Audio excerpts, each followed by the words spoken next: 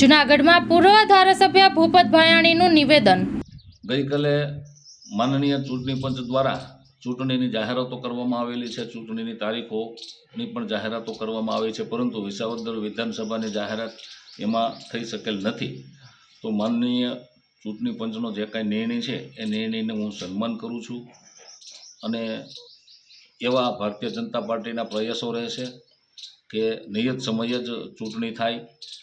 જે ચૂંટણી પંચે તારીખ નક્કી કરેલી છે એ તારીખે વિસાવદર વિધાનસભાની પણ ચૂંટણી થઈ જાય અને વિસાવદર વિધાનસભાની જનતા ધારાસભ્યથી વંચિત ન રહે એ બાબતમાં માનનીય CR પાટીલ સાહેબે પણ ગઈકાલે નિવેદન આપ્યું છે કે અમે એનો નિર્ણય કરાવશું, રજૂઆત કરશું.